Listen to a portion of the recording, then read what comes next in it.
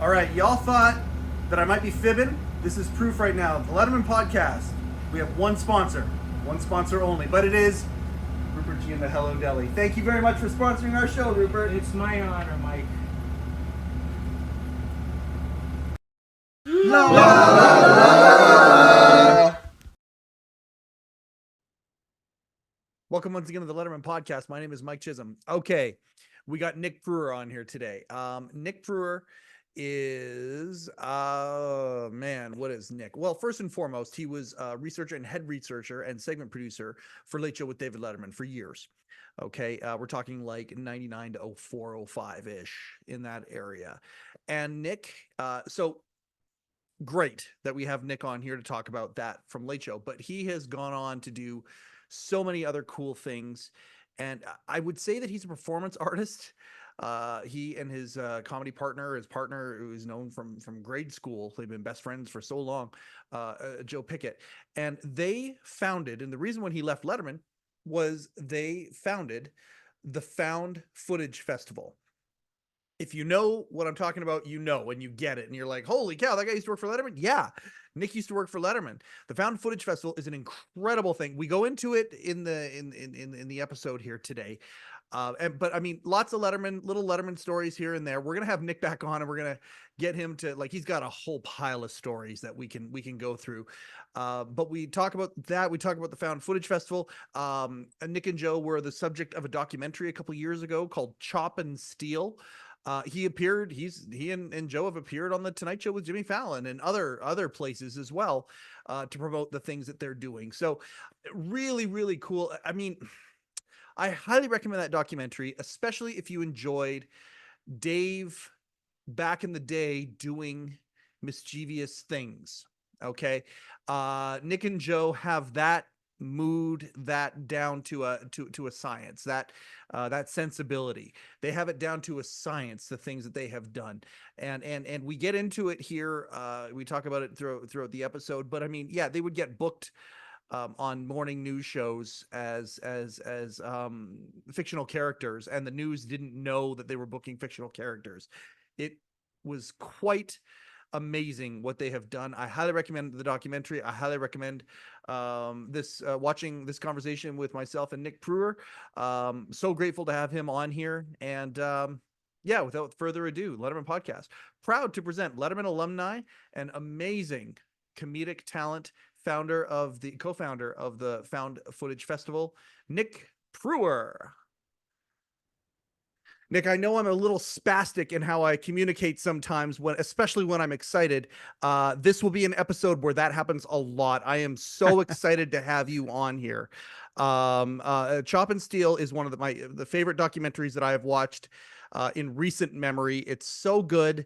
I've got a lot of questions about that. I do want to talk about the Richard Simmons thing today, and we'll make that part of our tribute episode to him. Let's get going here kind of at the very beginning. At what year did you start working for Late Show with David Letterman, and how long did it last? It was 1999, and I was there, I think, a little over 4 years. So like to 99 through 2004, I believe. And researcher and segment producer is basically the lion's share of what you did there, correct? Yeah, I was a researcher, and then I got to be head researcher for most of my time there. And then I think towards the tail end, they made me a segment producer. So it was all a little bit nebulous, but I realized how much work goes into crafting an interview segment on the show. I really didn't know how polished it was, and how if you just like leave a celebrity guest to do their own thing, it can be a really big disaster. Yep. People in general are pretty boring, especially actors. They got nothing going on. They're auditioning, they're in trailers. They're pretty boring people generally. So to make them interesting for 7 minutes and make it be good TV, there's a lot that goes into that. And you being a researcher, it's very interesting because, I have a guy like Dan Kellison on, and back in the day, no internet whatsoever. No, like he was going and looking at microfiche and things like that sometimes, like really old school ways of figuring things out. You're kind of in the sense where you're still reading books on the subway of whoever the guest is coming on next week, trying to figure out things. Like you're still doing a lot of that stuff, but then you also had the internet as a tool as well, and that kind of happened during your watch. Is that a fair statement? Yeah, we had a very crude version of the program LexisNexis, which is, what lawyers would use and things like that. But it did have, um, archived text-based articles from publications like People and Playboy that you could search by keyword. And so we had to get very good at like just text-based commands about quotes without this, before Google kind of streamlined being able to search well. We would Hmm. have to like, I learned how to use this librarians and lawyers tool to search to see that, oh, somebody was in Hawaii, a month ago. All right, let's ask them about that. Right. And it's very interesting, the idea, like you say, of how much goes into these things. Now, that being said, you also, and this is where I want to get into the stuff that you've done since Late Show. Um, like you and Joe remind me of the humor that I love so much from David Letterman. Like the things that you two do, you can tell, or it seems apparent to me anyway, there is a gigantic influence from the actual culture of the show and what Dave did. Clearly, before you, showed up there, you got to be a part of the machine, and then when you left, the expressive output that you put out there is very Letterman-esque. Safe to say that Yeah, that's the case. Like I I'm right mean, about that, right? Joe and I were both big fans of Letterman growing up. We grew Okay. up in a small town in Wisconsin. We Yep. felt a kinship with Dave being a Midwesterner. And yeah, I mean, I just remember like getting a small black and white TV in my room when my parents upgraded to a bigger one in the living room. And that was a terrible idea because I got nothing done and would stay up way too late. So, but that's when I would stay up late and watch Late Night with David Letterman in my room and be tired the next morning. And but that was my priority, was to watch that show, and I loved all the experimentation. And I know Dave has credited a lot of that to Merrill Marco, but man, just the interviews were funny, and one of those shows you would watch for Dave rather than whoever was on the show. Yep. It didn't matter. You wanted to know what Dave was going to do with it. And so definitely, I mean, it's hard to pinpoint an influence, like, but for sure we were fans, and I think, having sort of a dry, sarcastic sense of humor is maybe an innately Midwestern thing. I think the anti-show business bent too, when you're on the outside looking in, Yep. you you just kind of make fun of how silly it all is. And so, I think we've done that too. We've tried to poke fun at media organizations and play around with the notion of like serious morning news and things like that. And of course, we're mining VHS archives with our Found Footage Festival tour and comedy show. And one of my jobs at the Late Show was to, find old embarrassing commercials Yep. and episodes of Celebrity Bowling that Michael Douglas was on, and high school productions of Grease I found that Richard Gere was on, and then we would show them during the show. Those become some of the more memorable contributions I got to do to the show, or was fine to dig up these old clips. And, I'm still doing that today. Isn't that interesting how that that part of it is still a through line that continues. I called Steve Young. Steve Young, I consider him a friend, good friend. I really appreciate Steve Young. I know I'm in the same company with you, and I Hmm. asked him what are some things I should ask you about. And Dave's video collection, like the idea. I mean, you're a researcher, whatnot, but I assume you're coming up with stuff that gets on screen as well. Yeah, occasionally, like for the majority of my time there, my head was down, and I'd be on vacation, but having to pick up an Us Weekly, in the Bahamas to see, what Jenna Elfman was up to, so that because I knew she was on next week. So a lot of it was that, but yeah, like there were some fun things where you'd suggest an idea for a mock-up of a book, or something, or um we would have on a guest who had a makeup line, and I would work Mhm. with the props department to make whatever the makeup was edible.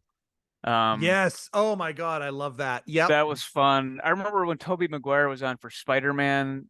I had the idea to throw to a clip of the movie talking about its special effects and everything. And then I asked Rick Sheckman, do we have any giant spider attack footage?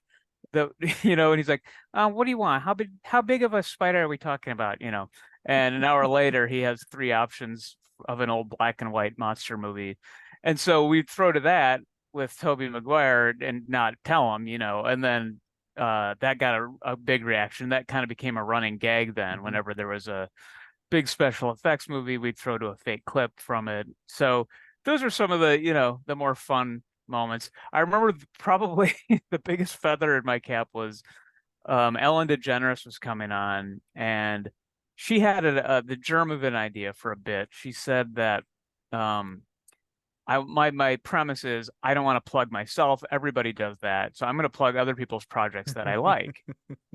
But she's like, I need a big ending. She's like, I'm listening to Lenny Kravitz's new CD. Dave holds up the CD. Yep. Here's what I'm reading. And then the third beat I came up with is, what if she's watching a lot of episodes of Love Boat on Nick at Night, but in lieu of having a clip, I brought Captain Steubing. And that was the idea I came up with, and the producers liked it. And so they called Gavin MacLeod, who was Yep. vacationing on Martha's Vineyard, and they're like, can we charter you a flight to New York this afternoon? God bless him. He shows up, and the next thing I know, I'm in the elevator going up to the dressing rooms with Gavin MacLeod in full captain regalia with a fresh tan from Martha's Vineyard. And we're going over the segment where, she throws to him and the scrim rises and there he is, and all he does is salute, scrim goes back down, that's it. But the dude flew from Massachusetts just to come and do that. And man, I was grateful. That was a fun one. Well, he gets it, and it's funny talking about the culture of the show. We've talked to so many people and this topic has come up a lot. I betcha it's one with you. The fact that you're, have this introverted kind of quiet disposition, I'm sure served you in this, because it's one of those things where you're trying to do the best job you can for the show that you love so much, but and people are a fan for the show, but they're not allowed to be a fan for the show. There's got to be that, I call it the, a little too cool for school kind of, you have to have Hmm. that veneer on, but at the Yeah. same time, it's like, oh my God, this is one of those Letterman moments, and I got to be the engineer of it.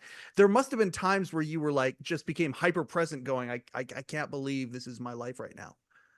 Yeah, I mean, I think there's times a lot of them were where they would be like, "Hey, we need somebody to, we're going to pretend that for Pamplona we're doing the running of the cabs on 53rd Street. Can you go run in front of a cab like you're running?" I'm like, "Okay, sure. I'll take time out of.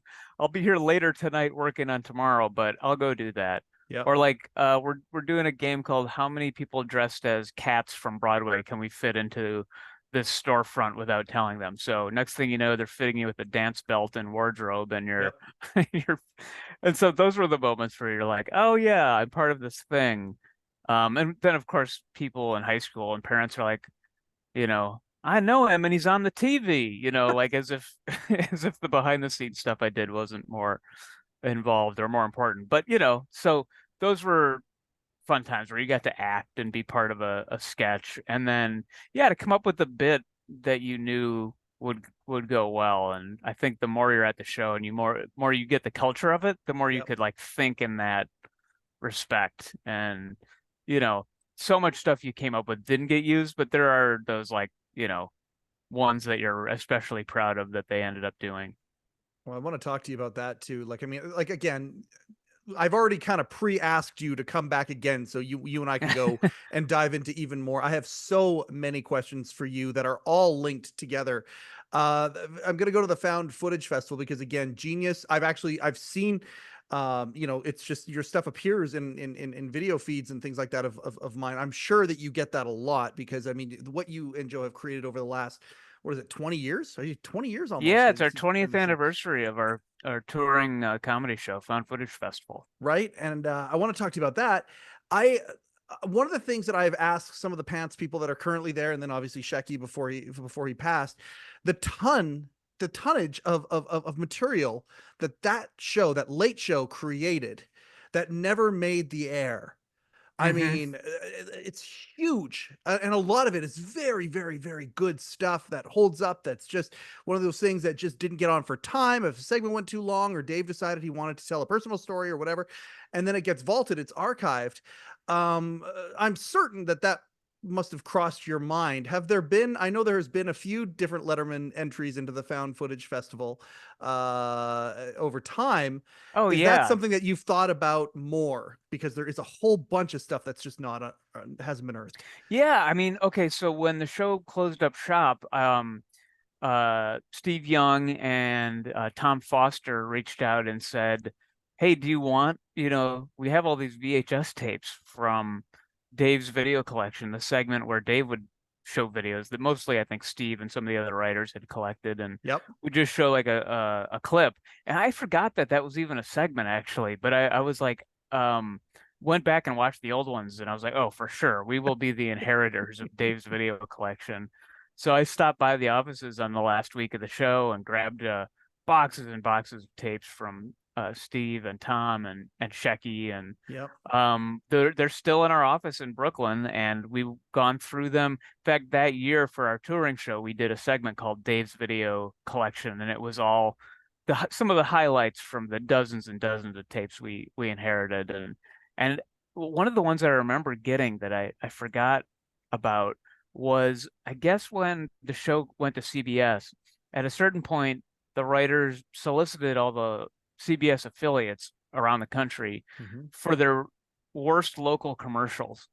Like the ones that you see during Jeopardy where the time was cheap, and usually for car dealerships or Yep. furniture stores, and everybody has their local funny commercials. And so there was an entire reel of them. I don't even know if they showed them on the show, but I had about an hour and a half tape of them that I think Steve gave me. And so we cut together the best from Dave's local commercials as well, and showed them in our live show. And that was a big hit. I just the idea of the Found Footage Festival, it's so whimsical to me, because this is one of those things where, I mean, and you and I are, both Gen Xers, things that are locked into our minds that we know that we saw when we were kids, things that may have been put onto a VHS tape or something like that, and then YouTube shows up, 20 years later or whatever, and you're starting to unearth these things, and the nostalgia that comes in, along with the curiosity, along with the trivia stuff, all of that stuff just kind of comes together. How's the festival going? 20 years? You guys looking at each other going, yeah, we're going to keep going with this thing. We're going to keep touring around, doing our live events. We're going to keep making this thing happen. How's the festival going these days? Yeah, it's pretty remarkable. Like we celebrated our 20th anniversary in April of the first show we did. And it was I was at Late Show, and then in 2004 I quit Mhm. to work on a documentary called Dirty Country, which was my partner Joe and I found a cassette tape of a dirty country music singer who we were fascinated by, this really talented songwriter, but just wrote filthy country songs. And we found it at a truck stop, tracked him down, and all this stuff was happening in his life. And I kind of wanted to start doing my own thing. So Joe quit his job, I quit mine, and we started working on this documentary. And they weren't giving out grants for movies about dirty country singers. Yep. And so as we entered like year 2 or 3 of, making the movie, we realized we're gonna have to do some fundraising. And we realized the only thing we really had of value, we didn't have any collateral to get loans, but we did have a pretty sizable VHS collection of tapes that made us laugh, that we would show to friends, you know, on dark weeks at the Late Show. I would bring some of my videos from home and we'd watch them in the office. And, this was something I started in high school and just continued on. So, we had about 1,500 tapes in 2004, and decided to take them out of a living room and put them in the back of a theater in Manhattan. And like you were saying, I think it was the right time where people were ready to look at the VHS era and laugh. Hmm. And especially since these weren't movies, these were like the tapes that weren't meant to be shown in public, like exercise videos and training tapes, Yep. strangers' home movies we'd find in camcorders. Yeah, the things that slip through the cracks. And so it was fun to curate those, pick out the funniest parts, and then make a live comedy show that's like the show's a guided tour through our VHS collection. It's a new one each year. We take it on the road, do about 100 shows, and then Wow. lock ourselves in an office for 3 months, put together the next show, take it on the road. So 20 years, you have to realize, like, all of a sudden, oh yeah, I guess this is a career. I mean, we've been doing it full time for 2 decades. I guess now you have to be like, all right, this isn't a hobby. This is a thing we do to make a living, as meager as it is. Um, but yeah, it all started from that fascination with this ephemera. Um, and the collection keeps growing. We continue to find new things. So there's still a lot of life left in the festival. We have an office in Brooklyn with 13,000 tapes, and I think we've only gone through 10% of them. So we have a lot more work ahead of us. Now, are there rules? Like, does it have to be VHS? Could it be Betamax? Could it be a VHS tape that was dubbed over to digital a while back, so you do have the digital version of it? Are there rules to it, or is it just a matter of, no, this is the right content and it's funny and we're going to add it? Well, see, Mike, this is why I love your podcast, because you ask the tough questions. This is well, the rule was, well, one, it's got to be unintentionally funny. And Right. the other thing is it has to be found physically in hand. So Okay. we don't take any internet videos. We don't take any videos that have been digitized. It has to be a physical piece of media that you have to blow the dust off of. And yeah, I mean, it's all VHS, but we do occasionally find a DVD here and there, or Yep. one of those old 3/4 inch U-matic tapes that we used to use at the Late Yep. Show. Yep. And so that we feel like counts, and like I was in Memphis at a thrift store and I found a DVD for Elvis impersonators by an Elvis impersonator called "How to Sing Like the King." It's a how-to Fantastic. video about what glue to use on your sideburns, and like I'm not going to ignore that just because it's on a DVD. So Yep. we will make the exception. I think it was so ubiquitous and so affordable, and anybody with an inkling of an idea, no matter how ill-advised, put one out in from the golden age of like 88 to 98, basically. Mm-hmm. And because of the ubiquity and the affordability, that's why you ended up with so many weird esoteric tapes. And actually, Rick Sheckman, who was, the footage researcher at The Late Show, um, passed away earlier this year. And my friend Randy, who used to work at the show, is going through his uh, things, and he had a sizable VHS collection. So I got first dibs and went down there, and man, that was fun. And he had a lot of early, like, Late Show, like the tech rehearsal when Penn and Teller were on, and Exactly. Yep. things like that. So I have a whole box of highlights from the Shecky collection that I'm going through right now and digitizing, and we're gonna do something with. I think for our next show, Volume 11, we'll do like Shecky's collection or something like Oh, that. that's fantastic. This is from his memorial. His niece gave me that That's such after a great photo. yeah. He's wearing Yeah, a Cat Stevens shirt, and he's just, yeah. Shecky I immediately felt like he was a kindred spirit with, collecting weird esoteric. His office was a museum, just like my apartment is, of, yep. various nostalgic collectibles and odds and ends. And he had that collector sensibility that I obviously have too. Yep. And he was also somebody who, if you just needed to get away from your desk for a while, you could go in and he would tell you stories about the show where they're flying from LA to New York and how drunk everybody was at the softball game when Dave used to drink. And he had all the stories from the early days. Yep. So I loved picking Shecky's brain about that stuff. Oh, I'm so glad that his name came up in this episode. This makes me so happy to hear that. Are you and Don Gillard connected at all? Have you ever connected with A Don? little bit, yeah, yeah. He's I've asked him for certain things. Like I've posted some stories I've had from my Letterman days, and I've been like, am I remembering it right? Did David Yeah. Boreanaz just totally shit the bed in his interview and do an impression of Christopher Walken? Because I remember that, and I remember Dave not like giving him any leeway to recover from it. And did that really happen? Or like I remembered when Craig Kilborn was on and Dave started like feeling his The bicep. thing. his biceps, Yeah, and yeah, yeah. then Barbara Gaines was laughing really hard, and I was like, did that happen, or am I making that up? Because I'm still confused about why that was, and so Don has this archive and would send me those tapes, and also like skits I was in and things that I didn't still have on tape. He would Hmm. provide those. Recently, so as we're recording this, Richard Simmons died, and I had a story about that, and I remember we always had the live feed in our office Yep. on the 11th floor there, and often we would record the live feed if we weren't going to be there, so we could see the rehearsal and how it was going stuff, or um, so we were recording the live feed of the show with Richard, and I mean, I'll tell the full story, but there was a time Hmm. where there was obscenities being yelled, and Yep. I didn't know what was going to make it on air, or what was going to be bleeped, and what wasn't. I recently found I have the raw footage on a VHS tape, and you hear every word imaginable that that out of Dave's mouth that did not make it to air, Yep. but it's interesting to like because it was such a breakneck pace. A lot of these things you just forget about, or am I remembering it the right way? So to have somebody like Don or Walter and those guys who are the keepers of the archives, it's been great to revisit some of that footage and find out. Yeah, I think I remember that pretty close to accurately.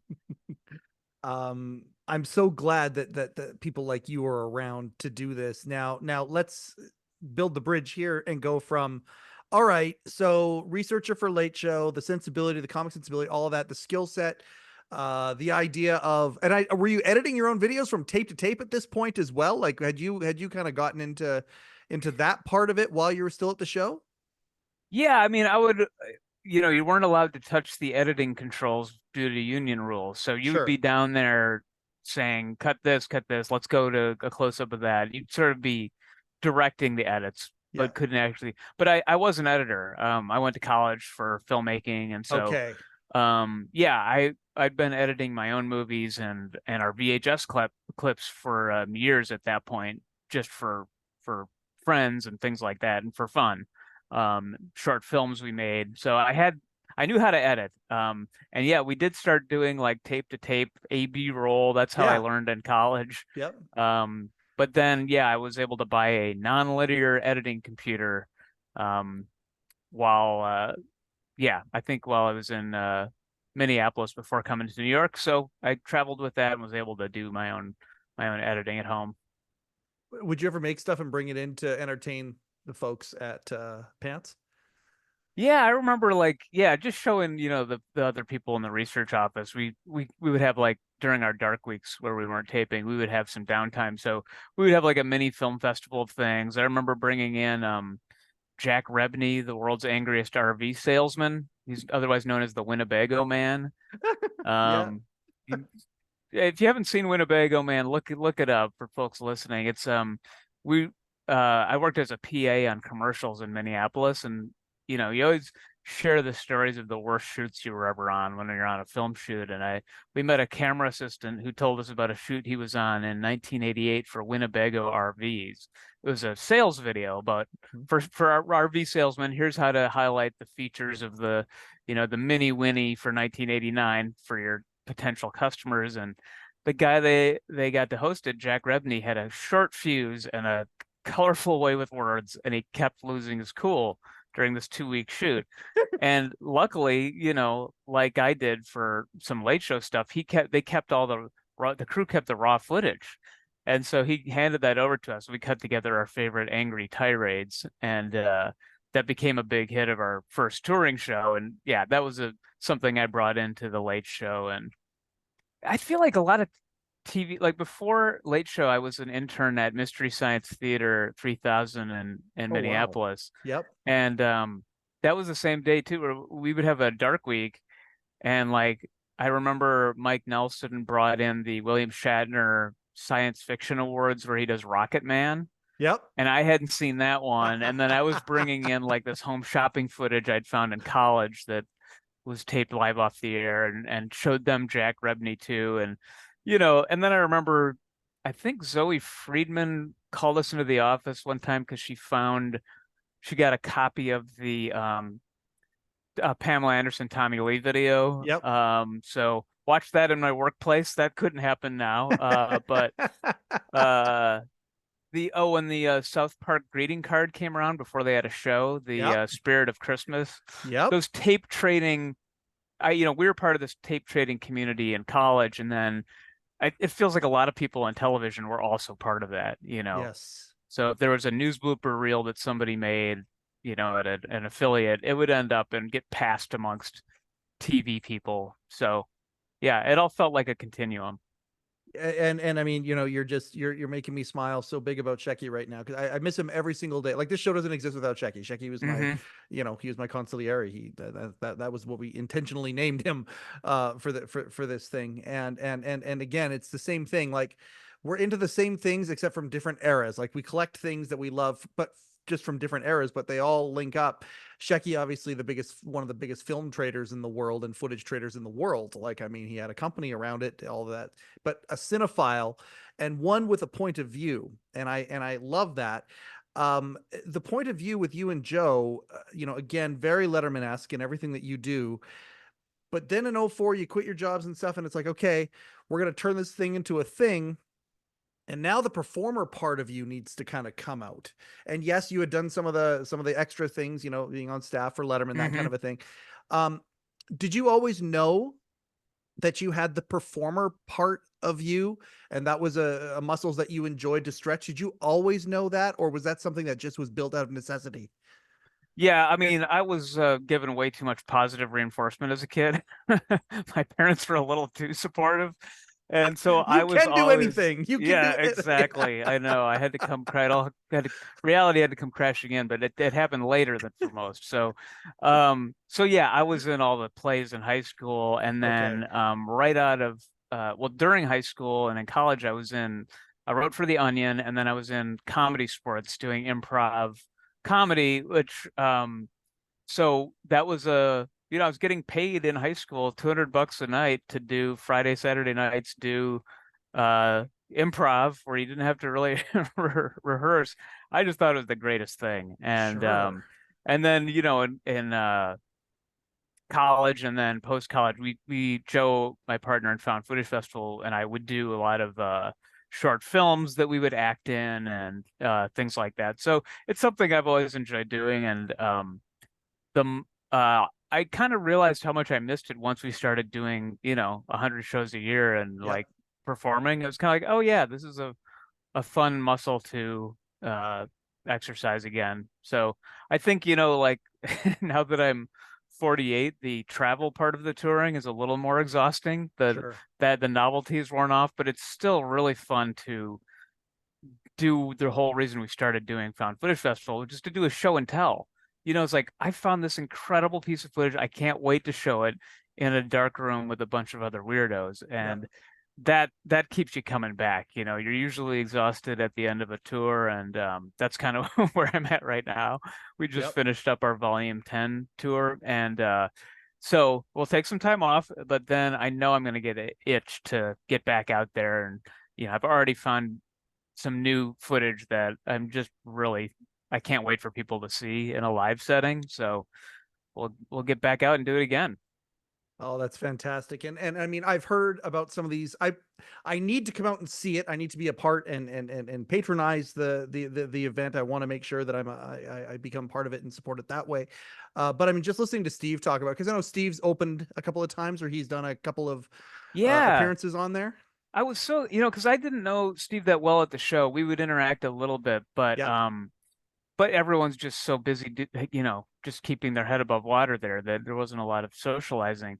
But he'd come to our live shows before, and then reached out when he was looking to do something with the the Broadway style albums Yep. The for industrial musicals. industrial musicals. Yeah, I couldn't Yep. think of what he calls those, but Yep.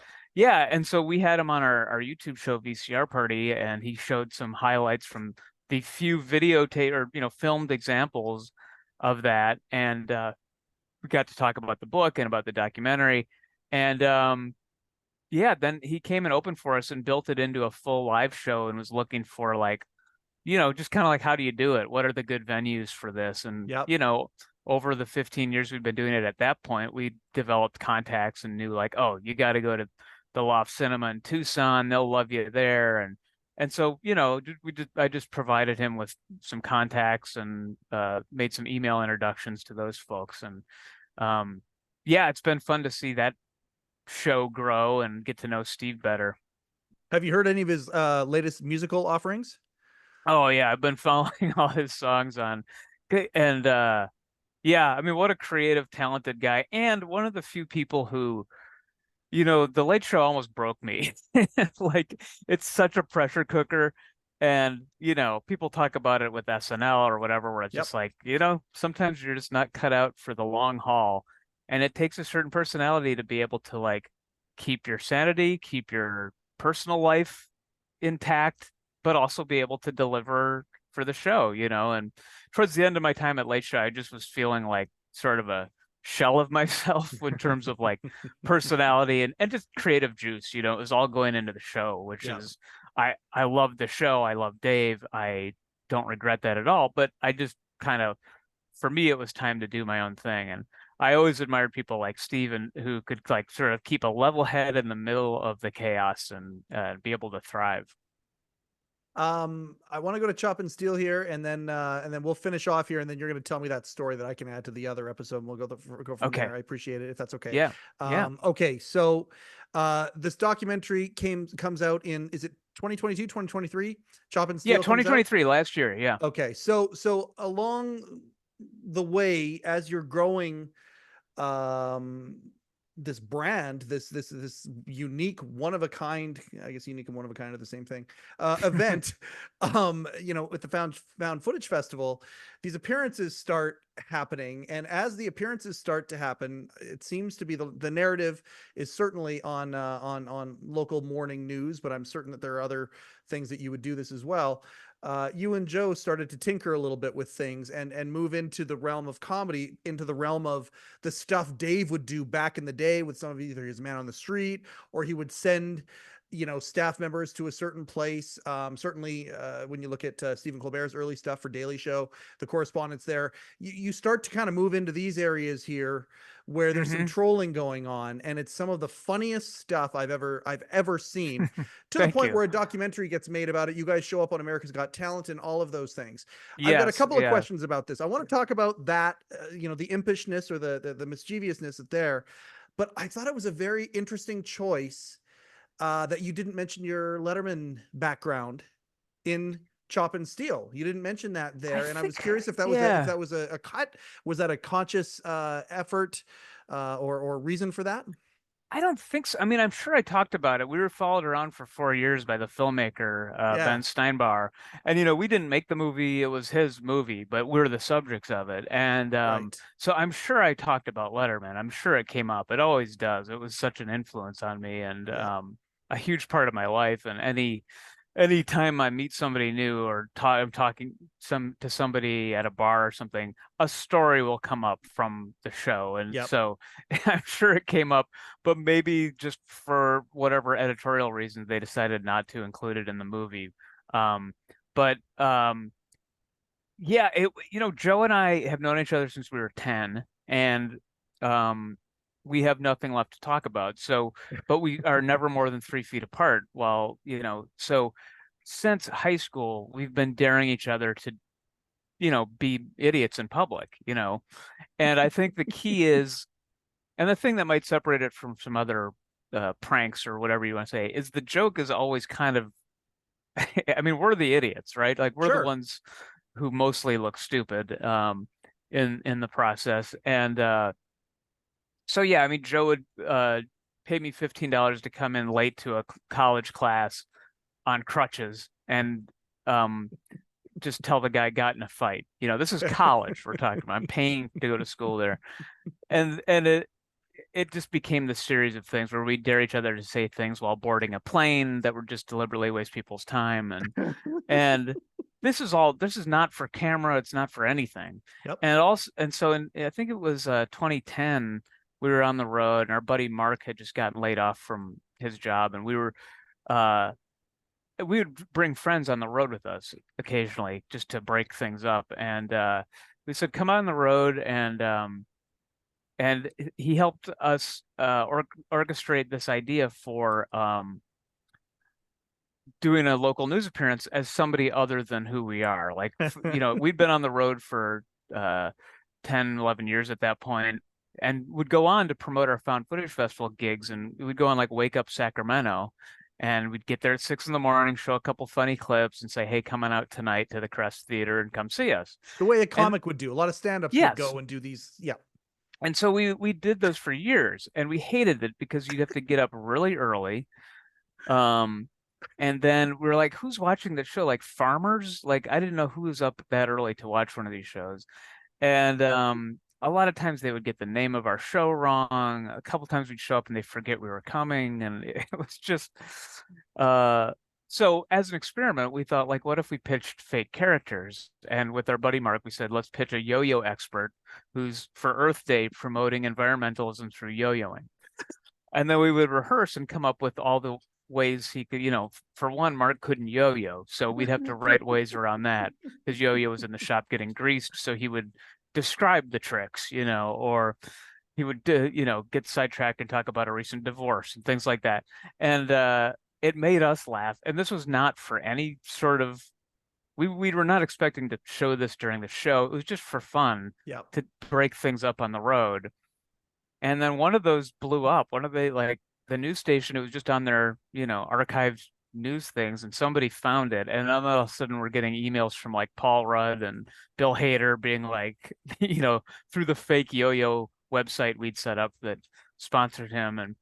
And so we thought, all right, maybe there's something here. So, we let that die down for a while. And a few years later, we pitched me as a celebrity chef who was pitching something called Turbo Gravy, his cookbook for how to spruce up your leftovers after the holidays. And it was just putting everything in a blender with skim milk, and pouring it over corn or making it into a smoothie. And and so that was a disaster too, and a lot of fun. And so maybe like 4 years ago, maybe 5 now, we decided let's push the boundaries of stupidity about as far as we can. And we pitched Joe and I as a strongman duo. And if you're listening to this, you probably can't tell, but I'm not strong. Neither is Joe. We're both somewhat atrophied, doughy even. And but you put on some Zubaz pants and you do some unimpressive feats of strength, like breaking twigs in half and stomping on Easter baskets. We thought that's a segment. So we got booked on a dozen of these shows as Chop and Steele, and we did 3 of them. And then one of the news station's parent companies saw it, and they sued us in federal court. I got a call from the New York Post saying, you have a comment on your federal lawsuit? And I was like, huh? I had no idea. But sure enough, this company, Gray Media, sued us because I think they were embarrassed that the reporters didn't do their research, or their bookers didn't do any vetting, and they booked these clear morons on the morning show. And hey, you are the gave morons. them an yes, we are. You are the morons. Like the news people that were there. The way I see it is, these poor news people are having to try and figure out a way around the landmines that you are constantly laying for them, so they don't blow up. And yes, but you guys are clearly the morons. You two were right. like an American Hans and Franz. It was very clear that they were trying, they being the newscasters or the interviewer or whoever, were trying to make chicken salad out of chicken shit. And that was the funny part about it. Like, well, right. And it also, I think, in the process, it exposes the stupidity of these morning shows, where there's a serious story about a plane crash, but now it's like, let's go see the yo-yo expert. Just like, what are these shows? They're ridiculous. And so, we like exposing that. And of course, we traffic in awkward videotape moments. So all this is creating our own. Exactly. That was the part that, because the way that the doc starts is extremely compelling, because it's showing footage of you two in a deposition. And you're like, all right, are these the character? No, these are not. This is real life, and this is real life stuff that you have generated for yourself. Ironically, that started from promotion of the footage festival that you have. Yeah. It's so delicious in the irony and just it just layers in on itself, and it's Yeah. beautiful. Well, that was one fun thing is like everything actually becomes content in the show. So when we realized there was something to these news appearances that people were enjoying, we started showing the highlights in our live shows on the road. And then after the lawsuit ended, I remember having to sign all these documents and affidavits and all this stuff. And our lawyer's like, check here, sign here, initial here. Oh, check this box if you want the footage from your depositions. And a little light bulb went off. And I was like, aha. It was like $700. But at that point, it was like, hey, that's gonna be worth it to watch us squirm. Like for once, we're the subjects, and we got to make fun of ourselves and how terrible we were it being in this serious situation, being badgered by lawyers for a full week.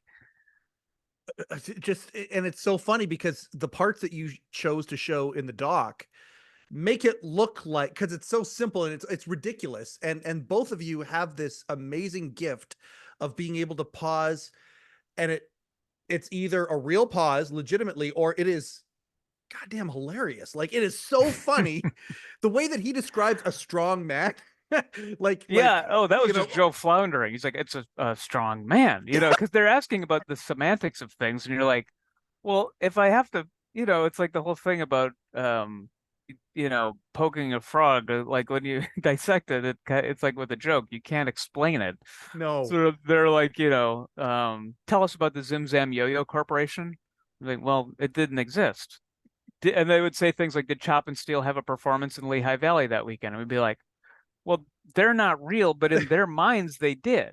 The fictional characters did yes. have and so you're just going in circles, which is, what I guess lawyers do. But so we weren't trying to be funny in the depositions. We were trying to be like it's like we got called into the principal's office. Yeah. So we're deathly afraid for that whole week. And so, it was only in hindsight that we were able to laugh at it once we saw the footage back.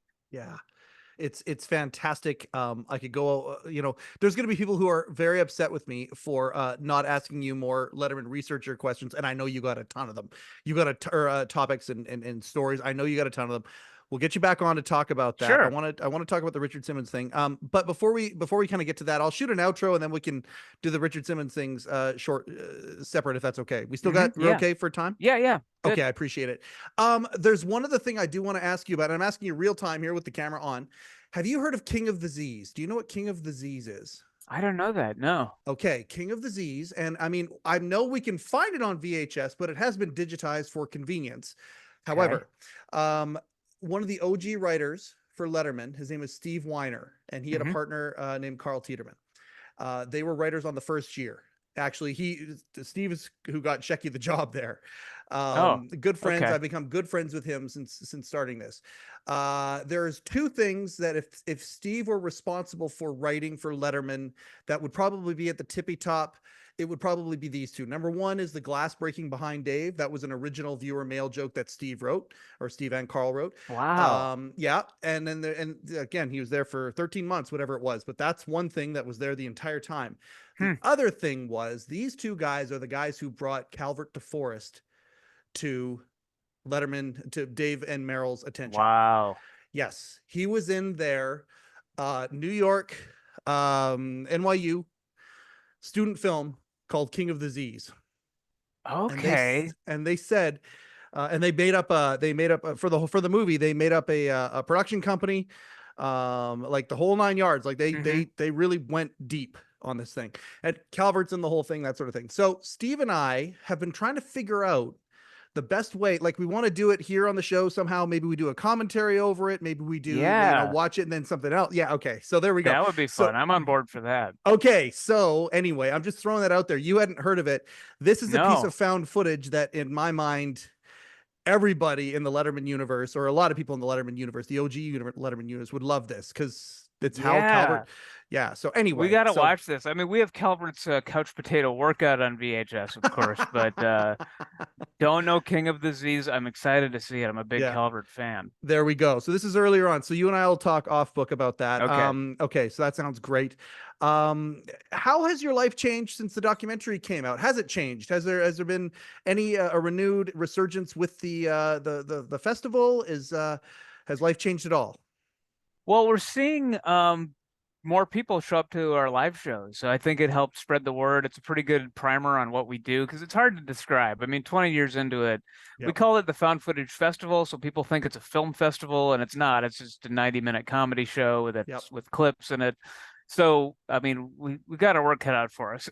So, the documentary does a good job of explaining that to people, and I think it shows sort of the breadth of what we do. A lot of people they only know the news appearances. Like they might only know Chop and Steele or the Yo-Yo Guy, or Yep.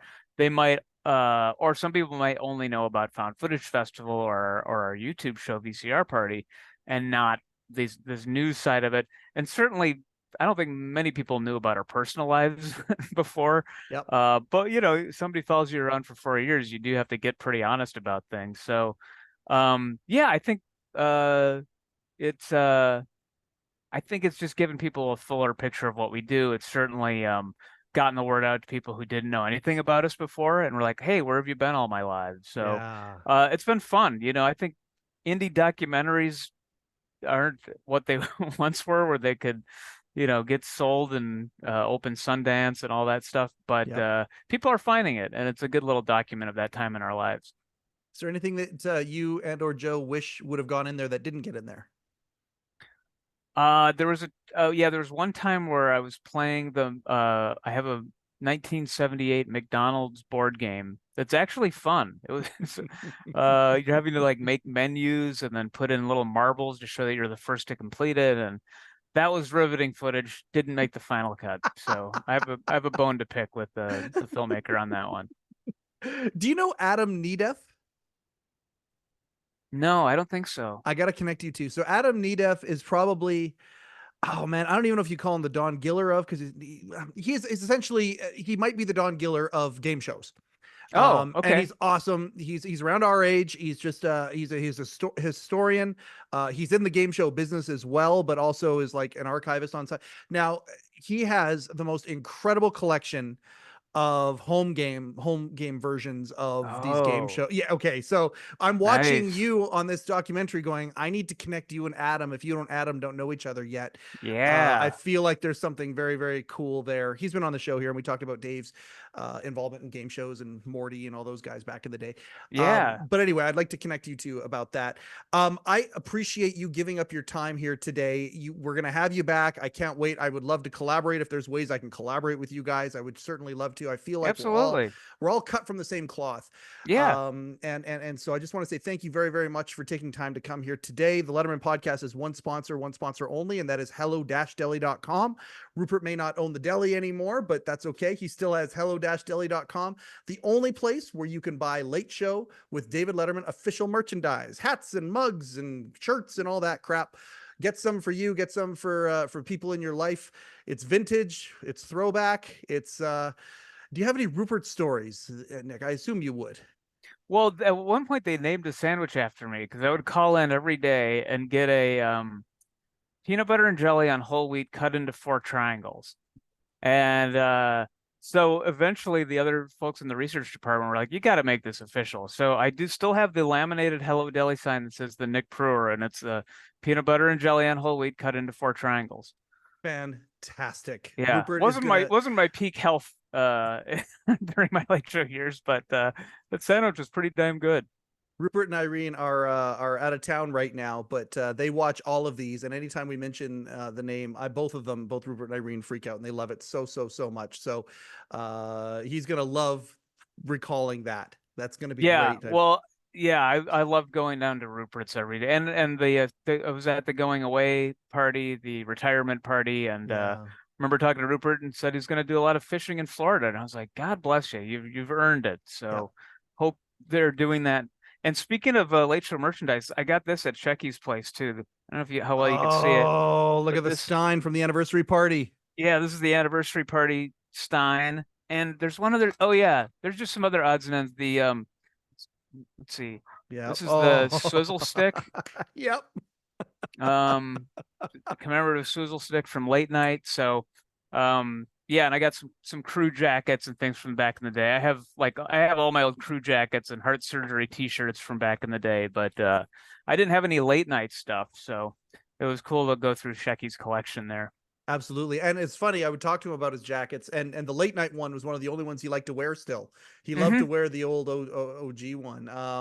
Those held up well. We'd get a pair of shoes every year from Rob Burnett, and those held up really well. I would wear those to the ground, and yeah, it was fun. I've held on to that merch. It's all in a storage locker now, but okay, I'm nothing well, if not a hoarder. well, he, and that stuff again. I'm a show and tell guy too. Again, a fisherman can always Hmm. recognize another fisherman.